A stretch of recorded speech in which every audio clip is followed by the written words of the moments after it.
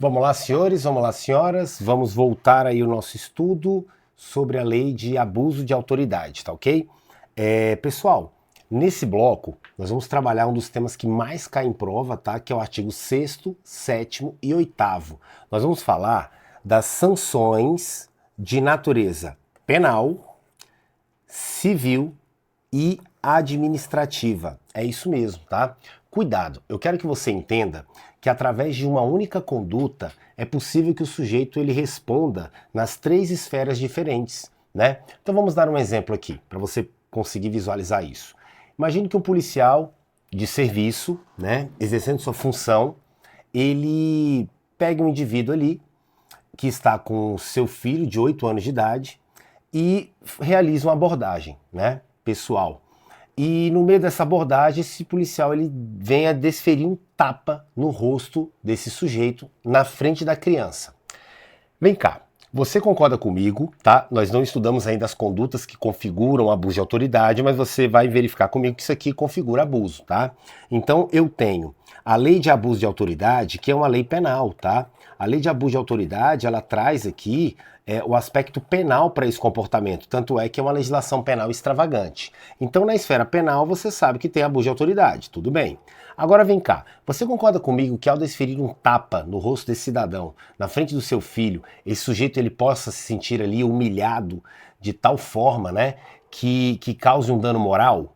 Se causou um dano moral, ele pode ingressar com ação no âmbito civil, né, e solicitar ali uma indenização, por exemplo. Então esse sujeito ele pode responder só por esse tapa, por esse único comportamento na esfera penal. Ele pode, né, responder ali pelo dano moral causado ao indivíduo na esfera civil, né? E esse comportamento dele fere também regulamento, né? A legislação, o regulamento do órgão a qual ele pertence ali, a Polícia Militar. Não é isso? Eu nem vou entrar no aspecto aqui do crime militar não, tá? Então, ele também pode responder um PAD, processo administrativo disciplinar, que visa aqui apurar uma infração, né, administrativa, né, com violação de regulamentos, né, administrativos daquele órgão. Então, note comigo, com o único comportamento, esse sujeito ele pode responder na esfera penal, na esfera civil e na esfera administrativa. Aonde eu quero que você entenda aqui? Primeiro eu quero que você entenda a grande regra prevista no artigo 6º, tá? Cada uma dessas esferas aqui, senhores, elas são independentes. Então cada uma vai consistir em um processo, em uma ação diferente. Uma é a ação penal, né, pela conduta que configura abuso de autoridade, mas nada impede que ele responda uma ação civil, não é isso? Por danos morais, e um processo administrativo e disciplinar na esfera administrativa. Então vamos analisar aqui o artigo 6º, ó. As penas previstas nesta lei, né? Lembrando que esta lei que nós estamos estudando é a lei de abuso de autoridade, ela fala do aspecto penal, então as penas previstas nessa lei serão aplicadas independentemente das sanções de natureza civil ou administrativa cabíveis. Então a regra que eu quero que você entenda, tá? É que essas instâncias aqui, elas são independentes, tá, ok? Então é possível que, por exemplo, o indivíduo ele seja ali absolvido, vamos colocar assim, no processo administrativo, ficou favorável para ele, o maisinho aqui de favorável, né, para ele. Na esfera civil, pode ser que o juiz não entenda que houve um dano moral, então foi beneficiado também, mas na esfera penal, por exemplo, ficou constatado ali que houve a prática de um crime. Então, aqui ficou ruim para ele, não é isso? Eu quero que você entenda que cada uma dessas esferas aqui, né, cada uma corresponde a uma ação diferente e elas são independentes. Essa é a grande regra, beleza? Ótimo. Aí, olha só, o parágrafo único ele fala o seguinte, ó. As notícias de crimes previstos nessa lei, ou seja, a notícia de crime ali, de abuso de autoridade que está prevista nessa lei, que descreverem uma falta funcional, tá? Ou seja, às vezes ao praticar o abuso de autoridade, que está trabalhando ali na esfera penal, o Ministério Público, por exemplo, verifica que aquela conduta também viola regulamento, né, do órgão, né? Uma infração administrativa. Então, nesse caso, tá? Quando as notícias de crimes previstos nessa lei, que descreverem falta funcional serão informadas à autoridade competente, à autoridade administrativa, com vistas à apuração. Então o Ministério Público ele comunica o órgão para avisar, olha, a conduta que ele praticou aqui, configurou abuso de autoridade, é comigo, né? Eu, Ministério Público, vou denunciar, ele vai responder na esfera penal, mas eu tô avisando você aí, chefe, né? Você é responsável pelo órgão e etc., que ocorreu esse fato para que você possa estar apurando aí, possa estar instaurando aí uma sindicância, um processo administrativo e disciplinar, tá ok? Beleza, essa é a grande regra, senhores. Agora cuidado que eu vou ler o artigo 7º e 8º, você vai ficar um pouco confuso, mas aí eu venho trabalhando com a doutrina e vou te explicar com detalhes, tá? A regra, artigo 6º, é que as instâncias aqui, né, as esferas, na verdade, penal, administrativa e civil, elas são completamente independentes, tá ok? Porém, cuidado com as duas exceções previstas tanto no artigo 7º como 8º. Olha só, as responsabilidades civil e administrativa são independentes da criminal, não se podendo mais questionar sobre a existência, tá, ou sobre a autoria do fato quando essas questões tenham sido decididas no juízo criminal. Beleza. Então você notou que aqui eu falei do quê? Eu falei do quê? Ó, existência do fato e autoria do fato, não é isso? Foi ele que cometeu o crime e existência. Aconteceu realmente essa conduta? Beleza, calma. Faz coisa julgada em âmbito civil, assim como no administrativo disciplinar, a sentença penal que reconhecer ter sido ato praticado em estado de necessidade, legítima defesa, estrito cumprimento de dever legal ou no exercício regular de direito. Calma, senhores, eu sei que pareceu um pouco confuso, a letra da lei aqui, o aluno às vezes tem dificuldade, mas eu vou traduzir para você agora, presta bem atenção. Qual foi a regra que eu te ensinei? A do artigo 6º, tá? As instâncias, é isso aqui, ó. As instâncias, ó, penal, né, as esferas, penal, civil e administrativa, regra geral, elas são o quê? Independentes. Independentes, não é isso? Cada uma corresponde a uma ação diferente, não é isso? Cada uma vai ter a sua respectiva sanção. Beleza. Esse aqui é o que está previsto no artigo 6º. Agora, cuidado que eu tenho exceções. Se eu estou falando que eu tenho exceções, eu estou falando que eu tenho 3 situações aqui que eu vou apresentar para vocês, previstas no artigo 7º e 8º, tá? Em que a esfera penal, ela vai sim produzir efeitos, tá? A esfera penal, olha aqui, ó, acompanha comigo. A esfera penal, ela vai sim produzir efeitos na esfera civil, assim como na esfera administrativa. Quais são essas situações excepcionais? Olha só, desta forma, são exceções onde a sentença penal absolutória... Professor, o que é uma sentença penal absolutória? É uma sentença penal, não é isso? Ou seja, é uma sentença que está sendo proferida ali numa ação penal, onde o indivíduo ele é absolvido, não é isso? Então, olha só, eu tenho exceções onde a sentença penal absolutória, ela gera efeitos, sim, no âmbito civil e administrativo, porque em regra não é para gerar efeito, cada um no seu quadrado. Sentença civil fala uma coisa, administrativa fala alguma coisa e o penal fala outra coisa, elas são independentes, essa é a regra. Excepcionalmente, eu tenho como a sentença penal, tá, absolutória, que ela está absolvendo o indivíduo, ela gerar efeitos na civil e na administrativa. Quando? Atenção! Quando a sentença absolutória, então a sentença que está absolvendo o indivíduo, tá? Ela for proferida pelo juiz, por qual motivo? Primeiro exemplo, primeira situação. Por inexistência da autoria. Vamos lá, vamos para o exemplo aqui para você entender. Quando eu falo inexistência da autoria, significa que o juiz ele absolveu o indivíduo pelo crime de abuso de autoridade, na esfera penal, porque ele entendeu que não foi aquele indivíduo que praticou aquela conduta. Não foi aquele indivíduo, ele não é o autor, tá? Inexistência da autoria, ele não é o autor. Então vamos dar um exemplo que eu dei em sala de aula. Imagina o seguinte, na polícia, é comum os policiais se chamarem de Steve, né? Steve pra cá, Steve pra lá, beleza. O que aconteceu? O rapaz entrou na polícia, fez o curso de formação, bonitinho, né? Tá ali há 6 meses como formado, é soldado novinho ainda, só que ele tem um problema. O pai, com tanto nome para escolher, escolheu qual é o nome dele? Steve. Beleza. O que acontece? uma abordagem feita numa praça, em desfavor de um indivíduo, Joãozinho, por exemplo, e nessa abordagem o policial efetua um tapa no rosto do Joãozinho. E o outro colega vira e fala assim, uai, Chive, calma.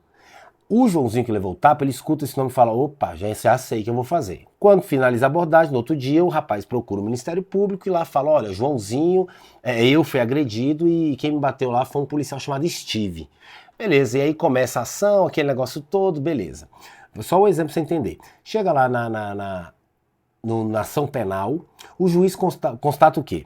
Na verdade, né, quem está respondendo essa ação aqui é o coitado do Steve novinho que estava em casa, não estava nem de serviço no dia. Mas eles acreditaram, né, que como o rapaz disse que falou o nome lá do outro, então eles, né, acreditaram que foi o Steve que praticou aquela conduta. E na verdade não foi. Chega lá no final, o juiz constata que o Steve que o policial estava se referindo é um jargão popular entre os policiais. Então o juiz absolve esse rapaz, que ele nem estava de serviço no dia, então não foi ele que efetuou o tapa, né, ele desferiu o tapa, não foi ele que praticou abuso de autoridade, e o juiz está absolvendo esse sujeito em sentença penal absolutória por qual motivo? Por inexistência da autoria, certo? Agora vem cá, vamos lá. Por que isso aqui, essa sentença penal aqui absolutória, ela vai atingir a civil e a administrativa? Senhores, se o juiz na esfera penal, que é a esfera aqui, né, mais rigorosa, né, com mais atos processuais, aquele negócio que é muito voltado ali para a questão da produção de provas, se na esfera penal o juiz reconheceu, né, que não foi esse sujeito que praticou a conduta, ou seja, o juiz absolveu com base na inexistência da autoria, ficaria contraditório, né, na outra ação, na ação civil e no PAD, no processo administrativo disciplinar, esse sujeito ser condenado. Não é isso? Então, para evitar essa contradição e evitar aí a insegurança jurídica, quando uma sentença penal absolutória for proferida em decorrência do juiz ter reconhecido a inexistência da autoria, tá? Eu não tenho como, né, condenar o sujeito na esfera civil e na administrativa. Ou fui eu ou não fui eu? E aí? Porque se imagina o seguinte, o juiz penal, né, da vara penal, criminal, ele absolve você por inexistência da autoria. Ele está falando, não foi você. Aí na esfera civil eu sou condenado? E na esfera administrativa eu sou condenado, sou demitido, por exemplo? Uai, fui eu ou não fui eu? Então, para evitar essa contradição, nesse caso, a decisão penal, ela interfere sim na civil e na administrativa. Pelo mesmo motivo, se a sentença penal absolutória for proferida pelo juiz com base no quê? No reconhecimento da inexistência do fato. Agora o juiz está reconhecendo que não houve o fato, não houve aquela conduta caracterizadora de abuso de autoridade. Se esse foi o motivo pelo qual a sentença penal absolutória, né, foi proferida, tá? Ela também vai gerar efeitos na esfera civil e administrativa, porque senão também geraria uma contradição, senhores. Imagina o Estado falando, não houve o fato na esfera penal e na esfera administrativa e civil esse sujeito for condenado. Contradição absurda, né? Insegurança jurídica. Ocorreu o fato ou não ocorreu o fato?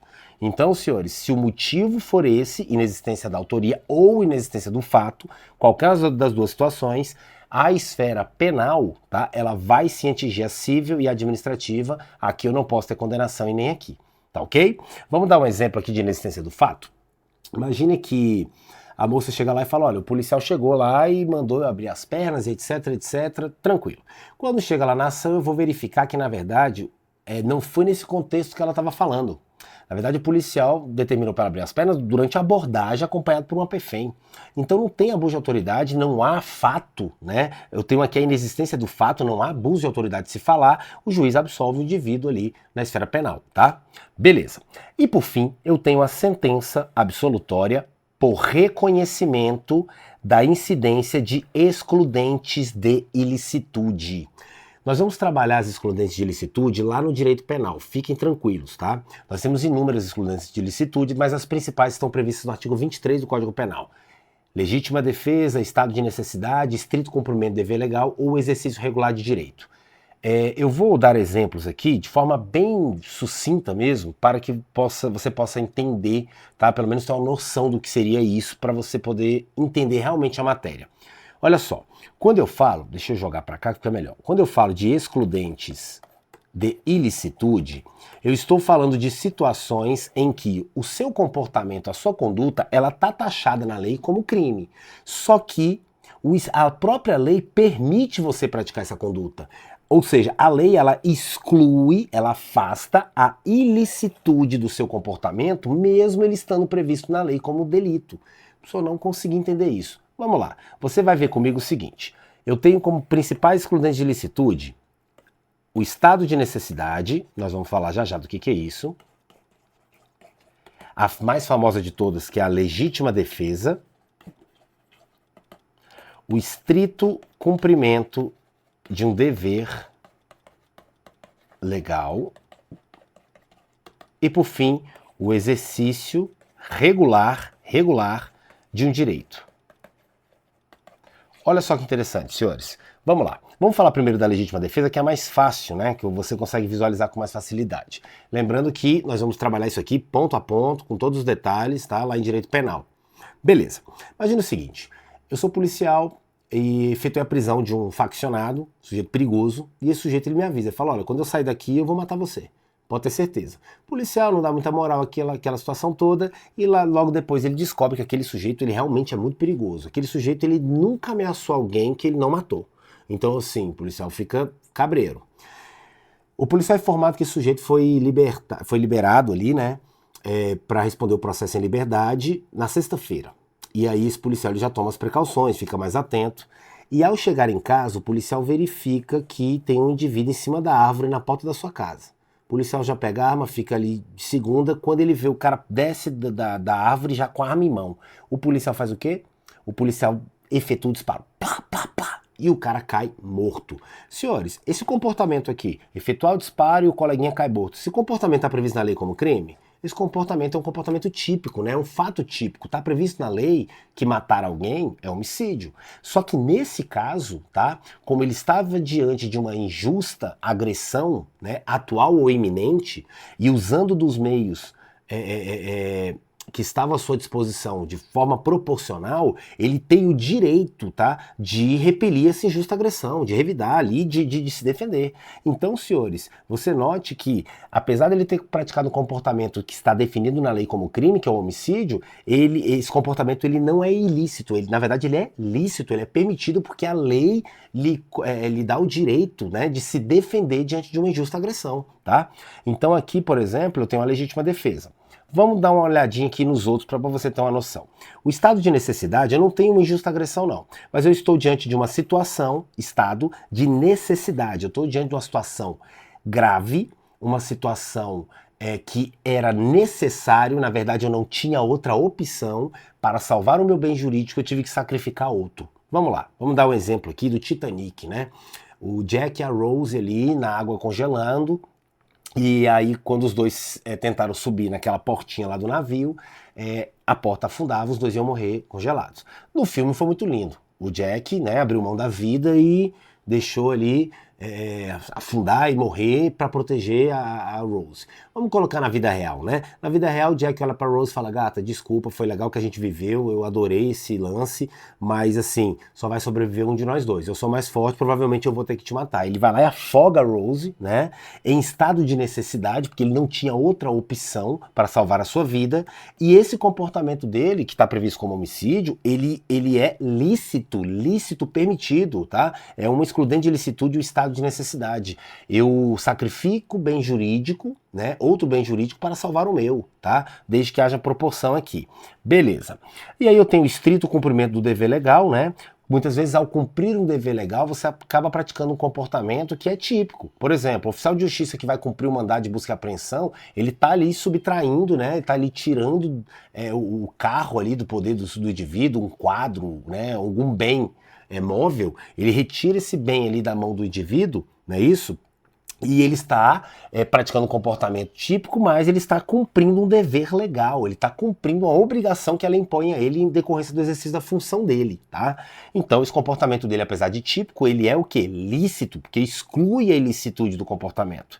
E eu tenho um exercício regular de direito, que muitas vezes ao exercer um direito, você acaba praticando uma conduta ali que é típica. Vou dar um exemplo, o tatuador. O cara fez o curso, montou o estabelecimento dele ali, tudo bonitinho, e ao realizar uma tatuagem, né, ele está praticando lesão corporal, senhores. Ele está praticando lesão corporal. Só que ele está exercendo, não é isso? Regularmente o direito dele, que é exercer a sua profissão, tá ok? O que eu quero que você saiba, o objetivo aqui não era aprofundar nada disso aqui, tá? Das excludentes de licitude, vamos ter aulas sobre isso. O que eu quero que você entenda é o seguinte, a lei, ela deixa bem claro que se o indivíduo na esfera penal, tá, que é aquela mais rigorosa, ele foi absolvido pelo juiz, porque o juiz reconheceu que o comportamento dele é lícito, ou seja, amparado por uma excludente de ilicitude, não é isso? Não tem como, na esfera civil e na esfera administrativa, esse sujeito ser condenado. Porque senão gera o quê? Contradição e insegurança jurídica. Uai, o juiz da vara criminal, né, o Estado, na ação penal diz que eu agi de forma lícita, que o meu comportamento não violou a lei, porque na verdade a lei me autorizava a realizar aquela conduta, e eu sou absolvido na esfera penal por isso, e na esfera civil eu sou condenado. E na esfera administrativa eu sou condenado? Então, para evitar esse tipo de contradição, senhores, tá? Atenção, nessas três situações aqui, tá? É uma exceção, né? A gente sabe que a regra é que elas sejam independentes, mas nessas três situações, a decisão da ação penal, ela interfere sim, excepcionalmente na esfera civil e na esfera administrativa. Tranquilo até aqui? Agora vem cá, professor, você falou essas hipóteses, então me dá um exemplo onde a esfera penal, né, não seja a sentença com base nisso aqui e que não vai interferir, porque se você falou que é exceção, a regra é o quê? A regra é que a sentença penal não interfira na área civil, na ação civil e na ação administrativa. Concordo, vou te dar um exemplo aqui para você vai entender melhor. Olha só que interessante. Vem cá. Deixa eu apagar aqui. Senhores, no direito penal, nós temos um jargão que é indúbio pro réu. O que é isso? Indúbio na dúvida. Pro réu. Na dúvida favoreço o réu. O que significa? Se o juiz, diante da ação penal, ele ficar no finalzinho ali, quando for para ele proferir a sentença, ele ficar na dúvida se o indivíduo praticou ou não aquele crime, se ele ficar na dúvida, né? Não há provas suficientes, assim, eu não tenho a absoluta certeza, né, de que você praticou o delito dessa forma. Na dúvida, o juiz favorece o réu, ele absolve, tá ok? Então, olha só, não é que ele está absolvendo, afirmando a inexistência da autoria. Não foi você. Não, ele está falando, eu não tenho provas suficientes para te condenar. No meu intrínseco, eu até acho que foi você, mas eu não tenho provas suficientes para embasar uma sentença condenatória e te condenar. Então, eu vou te absolver por ausência ou insuficiência de provas. Eu até acho que foi você, mas o conteúdo probatório não foi necessário, não foi o suficiente para eu conseguir proferir uma sentença condenatória. Então aqui o juiz vai lá e dá a sentença penal absolutória. Mas só que essa sentença penal absolutória, ela não foi reconhecendo a inexistência da autoria, não foi você. Não foi reconhecendo a inexistência do fato, não houve o fato. Não foi amparado no excludente de ilicitude. Você agiu em legítima defesa, em estado de necessidade, em estrito cumprimento do dever legal ou exercício regular de direito. Não, eu estou te absolvendo porque não foi o suficiente, o conteúdo probatório que me foi fornecido não foi o suficiente para embasar uma sentença condenatória. Então o juiz absolve. Agora cuidado, se na esfera penal o indivíduo for absolvido com base nisso aqui, é perfeitamente possível que na civil ele seja condenado, e na administrativa também, tá? Porque as exceções onde há sentença penal absolutória na esfera penal, não é isso? Ela interfere na civil e na administrativa, é somente nessas três hipóteses, tá? Reconhecimento de excludentes de ilicitude, inexistência do fato ou inexistência da autoria, para se evitar, assim, contradições, né, e insegurança jurídica. Senhores, todos entenderam? Agora eu vou fazer o quê? Eu vou ler novamente com vocês o artigo 6º, 7º e 8º, e você vai ver como ficou fácil. Quer ver? Olha aqui comigo. As penas previstas nessa lei serão aplicadas independentemente das sanções de natureza civil ou administrativa cabíveis. Então você pode responder nas três esferas e elas são independentes, não é isso? Tudo bem, tranquilo. Agora olha as exceções. Artigo 7º, ó. As responsabilidades civil e administrativa são independentes da criminal. Tranquilo, essa é a regra. Não se podendo mais questionar, tá, sobre, lá na ação civil e na administrativa, eu não posso mais questionar sobre a existência, né, ou a autoria do fato, quando essas questões elas tenham sido decididas no juízo criminal. Então, se no juízo criminal o juiz decidiu que não houve a autoria, pelo menos não foi você o autor, né? Inexistência da autoria, inexistência do fato, não houve o crime, tá? Na esfera penal, isso aqui sim vai interferir no civil e no administrativo. E por fim, artigo 8º, olha aqui, ó. Faz coisa julgada, ou seja, olha lá, faz coisa julgada em âmbito civil, assim como no administrativo disciplinar, sentença penal que reconhecer ter sido o ato praticado em estado de necessidade, legítima defesa, estrito cumprimento do dever legal ou exercício regular de direito, ou seja, excludentes de ilicitude, tá ok? Senhores, com isso, nós finalizamos a parte que mais cai em prova, e toma cuidado que eu vou te falar, a aula anterior, né? As aulas anteriores, né? Essa é a nossa quarta parte, né? A aula, videoaula 1 foi dividida em parte 1 e 2, videoaula 2, parte 1 e 2. Essas 4 aulas que você já está aí disponível no canal, elas correspondem a 80% das questões sobre abuso de autoridade. A partir da próxima aula, tá? Nós vamos entrar aqui, ó. Nós vamos trabalhar o artigo 9º. A partir do artigo 9º, nós vamos falar somente das condutas que configuram abuso de autoridade. Cai. Tem alguns peguinhas? Tem. Mas sem dúvida, do artigo 1º ao 8º, ou seja, da aula de hoje, para as aulas anteriores, sem dúvida é o que mais cai em prova. Revise, não deixe, tá, acumular o conteúdo que vai dar tudo certo. Beleza? Tranquilo? Senhores, qualquer dúvida no comentário, coloca aí, tá? Coloque também o seu nome aí pra gente poder ticar aí a presença de cada um, tá ok? Estou à disposição dos senhores, tá? Para tirar as dúvidas, para apresentar exemplos e a gente conseguir vencer todo o conteúdo do seu edital e você conseguir alcançar o seu objetivo, o seu sonho, que é ser aprovado no seu concurso público. Beleza? Tranquilo até aqui? Fique com Deus, até o nosso próximo encontro.